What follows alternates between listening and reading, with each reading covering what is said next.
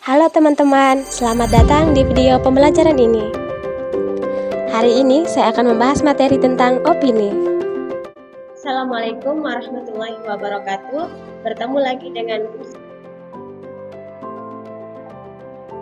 Nah, hari ini kita akan belajar tentang opini. Opini adalah sebuah pendapat, tangkapan, pengetahuan, dan pola pikir yang dimiliki seseorang dalam menanggapi suatu fenomena yang belum terjadi, sedang terjadi, atau sudah terjadi yang didukung dengan fakta-fakta atau data-data yang bisa disampaikan secara lisan atau tulisan. Yang berikut kita harus mengetahui sudut pandang yang digunakan untuk menyampaikan opini akan menghasilkan atau menentukan opini yang akan disampaikan. Bisa berupa pendapat yang menyatakan setuju dan bisa juga pendapat yang menyatakan ketidaksetujuan terhadap suatu opini. Nah, berikut kita akan mengetahui ciri-ciri dari opini. Ciri-ciri yang pertama yaitu subjektif.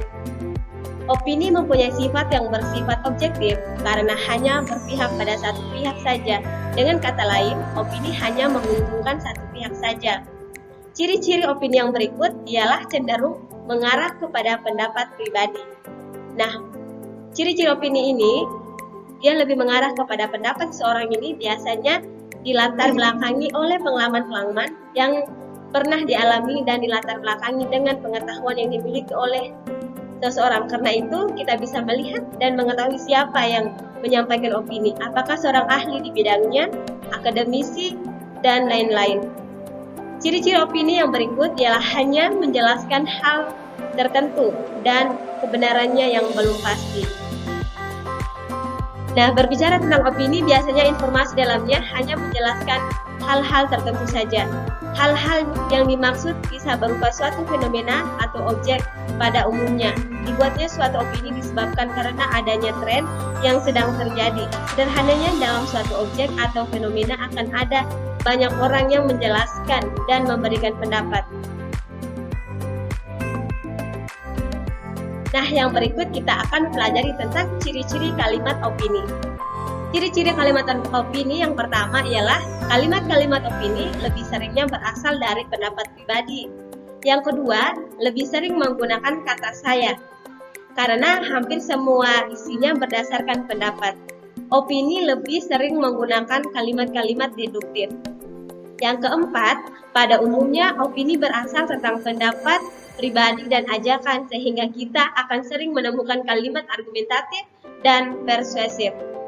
Yang kelima, informasi yang belum pasti membuat kalimat opini lebih sering diawali dengan kata-kata sepertinya, rasanya, saya, dan lain-lain. Kalimat-kalimat opini yang berikut adalah ada banyak kalimat yang merupakan pendapat pribadi. Kalimat pendapat pribadi itu biasanya berupa jawaban dari pertanyaan apa, bagaimana, dan lain-lain. Dan yang berikut adalah informasi yang ada di dalam opini berupa tangkapan atas peristiwa atau fenomena yang sedang terjadi. Nah, berikut kita akan mempelajari tentang jenis-jenis opini dan contohnya. Jenis-jenis opini yang pertama yaitu opini pribadi. Opini pribadi adalah suatu pendapat seseorang yang tidak dipengaruhi oleh orang lain dalam melihat suatu fenomena. Contohnya, sepertinya itu adalah orang yang baik.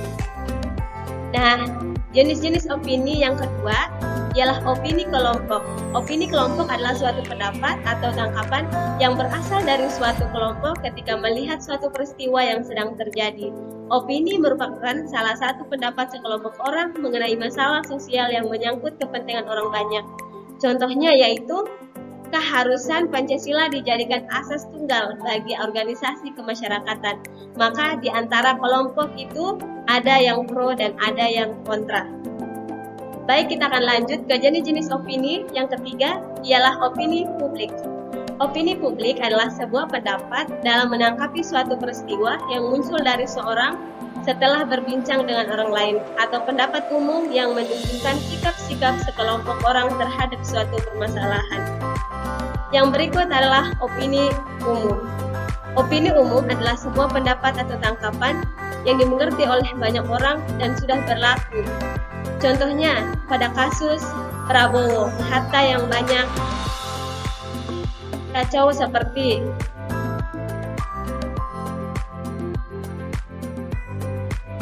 yang berikut. Kita akan mempelajari tentang langkah menulis opini. Dalam langkah menulis opini yang harus kita kumpulkan, yang pertama ialah mengumpulkan data. Langkah pertama menulis opini adalah mengumpulkan data. Sebelum insert data, maka kamu perlu mengumpulkan data-data tersebut agar bisa memperkuat kebenaran dari opini yang akan dibuat. Data yang didapatkan dari berbagai macam media seperti artikel online, majalah, koran, dan lain-lain. Data-data yang telah didapatkan bisa membuat kamu memiliki banyak mindset. Baik, langkah menulis opini yang kedua yaitu melakukan riset data. Langkah kedua dalam membuat opini adalah melakukan riset data.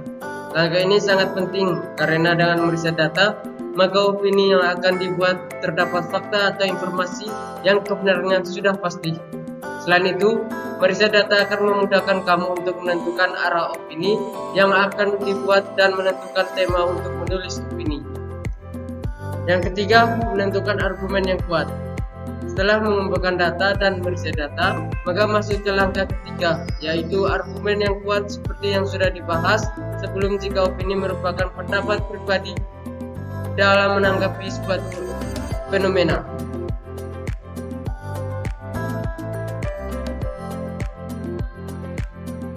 Ya, yang keempat, menentukan sudut pandang atau perspektif. Langkah keempat dari menulis opini adalah menentukan sudut pandang. Dalam menentukan sudut pandang, sebaiknya berasal dari sudut pandang yang penulis sendiri, bukan dari sudut pandang orang lain.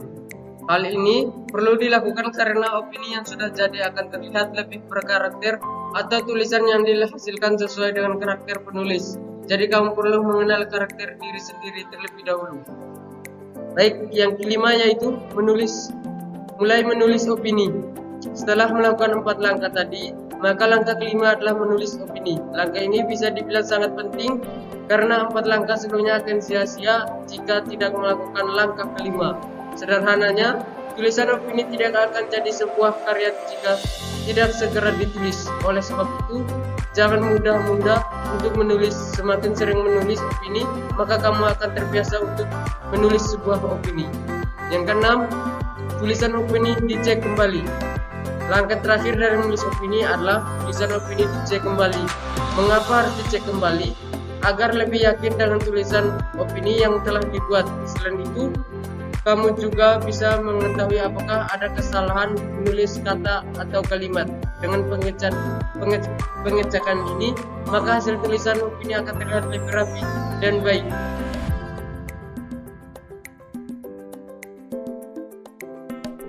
Baik, yang berikut yaitu contoh kalimat opini. 1. Menurut hemat saya, setiap anak harus dalam pengawasan orang tua agar tidak melakukan perbuatan yang bisa merugikan orang lain. Yang kedua, melihat kondisi langit yang sedang mendung seperti akan turun hujan. Yang ketiga, sepertinya perasaan jeruk nipis bisa membuat soto menjadi lebih nikmat. Yang keempat, biasanya orang yang gemuk disebabkan karena jarang berolahraga. Yang kelima, makanan yang tidak pedas seperti ada yang kurang. Makan bubur diaduk lebih nikmat daripada tidak diaduk. Yang ketujuh, saya rasa menggunakan motor Honda lebih nyaman dan tidak menguras kantong karena bensinnya irit. Yang ke-8, minum jus alpukat lebih enak daripada jus buah lainnya. Yang ke-9, sepertinya menonton film action lebih seru dibandingkan dengan film bergenre drama. Yang ke-10, menurut saya tempat wisata kurang seru karena fasilitasnya tidak begitu nyaman. Yang ke-11, menikmati senja semakin sempurna dengan adanya kopi dan gorengan. Yang ke-12, makanan terasa hambar apabila tak dilengkapi dengan sambal. Yang ke-13, maka terasa hambar apabila tidak dilengkapi dengan sambal. Yang ke-14, sup sebaiknya makan selagi hangat.